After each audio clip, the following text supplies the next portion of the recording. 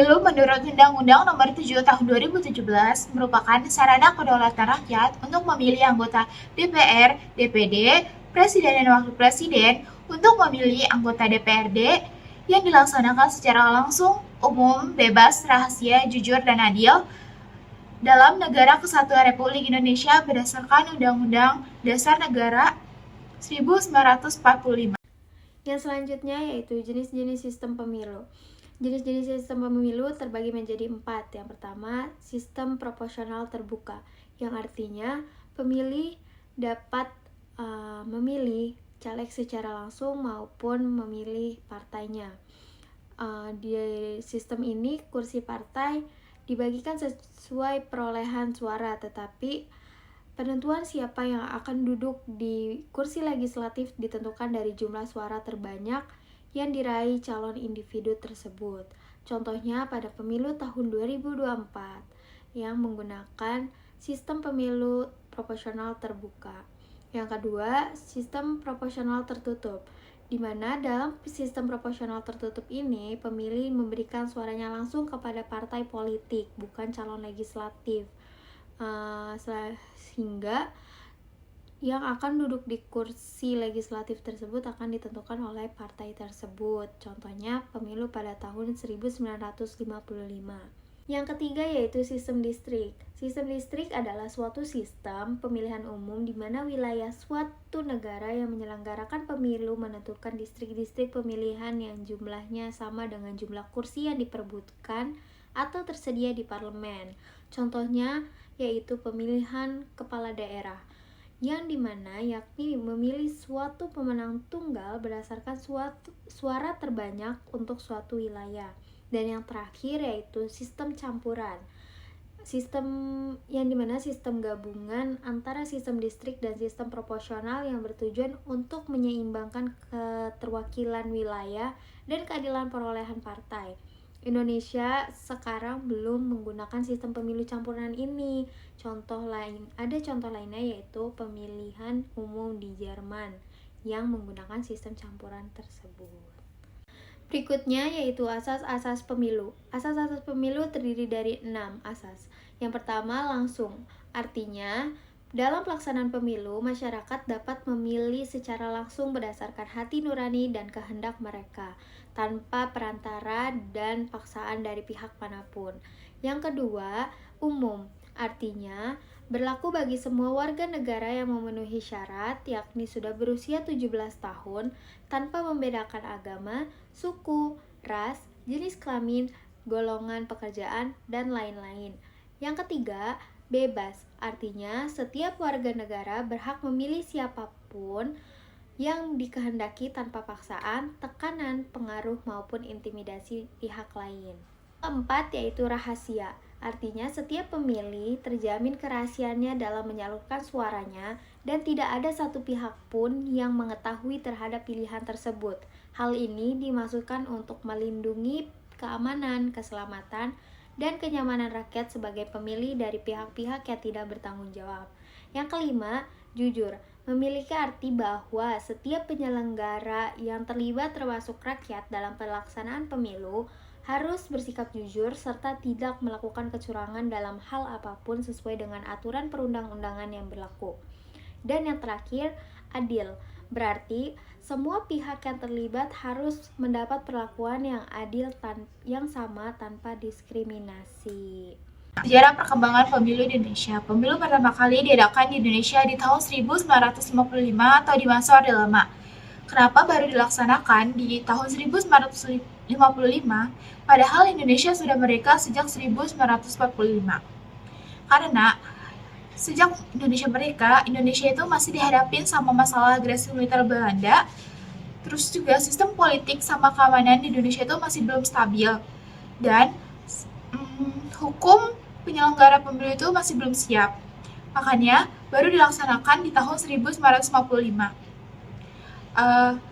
Pemilu ini dilaksanakan di masa kabinet Burhanuddin Harahap dan diikuti oleh 30 lebih partai politik serta 100 lebih calon anggota. Pemilu ini bertujuan untuk memilih anggota DPR dan lembaga konstitusi saja, karena presiden di tahun ini tuh belum dipilih langsung oleh rakyat. Jadi meski adanya pemilu, jabatan presidennya tetap ada di tangan Presiden Soekarno. Sistem pemilu di tahun 1945 ini menggunakan sistem proporsional tertutup dan sistem distrik. Selanjutnya, pemilu kedua di tahun 1971 yang dimana ini sudah masuk ke masa Orde Baru. Di pemilu kedua ini punya perbedaan yang menarik dengan pemilu pertama di tahun 1945. Perbedaannya itu ada di peran dan netralis pejabat negara. Jika di pemilu 1955, pejabat negara itu cenderung lebih netral dan tidak memberikan dukungan kepada salah satu partai saja. Terbanding kebalik dengan pemilu kedua ini, yang dimana pejabat negaranya itu memberikan dukungan yang sangat banyak kepada salah satu partai saja, serta mereka mewajibkan PNS, ABRI itu untuk mendukung partai politik itu. Pemilu kedua ini diikuti oleh lebih dari 10 partai dan dimenangkan oleh Golkar. Sistem pemilunya yaitu sistem proporsional tertutup. Selanjutnya, pemilu ketiga yang dilaksanakan 6 tahun lebih sejak pemilu kedua. Pemilu ketiga dilaksanakan di tahun 1977. Di pemilu kali ini hanya diikuti oleh 3 partai politik saja, yaitu PDI, Golkar, dan P3. Karena cuma 3 partai saja yang ikut, Golkar kembali menjadi pemenang berturut-turut selama masa Orde Baru. Selain itu, sistem pemilu di tahun ini juga sama seperti sebelumnya, yaitu sistem proporsional tertutup. Lalu yang ketiga ada masa reformasi pada tahun 1999 sampai 2024. Yang pertama, pemilu 1999, pemilihan umum daerah pada tahun 1999 diselenggarakan pada tanggal 7 Juni tahun 1999 untuk memilih 462 anggota DPR dan DPRD di seluruh Indonesia untuk periode 1999 sampai 2004. Pemilihan umum ini merupakan yang pertama kali diselenggarakan setelah runtuhnya Orde Baru dan juga menjadi pemilu terakhir yang diikuti oleh Provinsi Timur Timur. Lalu yang kedua, pemilu 2004. Pemilu ini merupakan pemilihan umum pertama yang menyelenggarakan pemilihan presiden secara langsung setelah era Orde Baru. Pemilu 2004 dilaksanakan dengan sistem yang berbeda dibandingkan dengan pemilu-pemilu sebelumnya. Pemilu 2009, pemilihan umum ini adalah yang pertama kalinya dilakukan dengan menetapkan calon terpilih berdasarkan perolehan suara terbanyak, bukan berdasarkan nomor urut. Pemilu 2014, pada pemilu tahun ini, pemilihan legislatif dan pemilihan presiden dilaksanakan secara terpisah. Pemilu tahun 2014 diadakan pada tanggal 9 April untuk memilih anggota DPR, DPRD, DPD. Untuk pemilihan presiden dan wakil presiden dilaksanakan pada tanggal 9 Juli 2014. Pemilu 2019. Pemilu tahun 2019 merupakan pemilu pertama kali yang diadakan secara serentak, dilangsungkan untuk memilih sekaligus anggota DPR, DPRD provinsi, DPRD, DPD, presiden dan wakil presiden. Pemilu ini juga dikenal dengan satu pemilu, 3 sistem, 5 kotak pilih. Selanjutnya yaitu ada pemilu 2024, di mana pemilu tahun 2024 dilangsungkan secara serentak setelah pemilu 2019. Namun, pemilu tahun 2024 dianggap lebih sukses dibandingkan pemilu serentak tahun 2019. Pemilihan umum diselenggarakan pada tanggal 14 Februari 2024 dan berlangsung 1 putaran.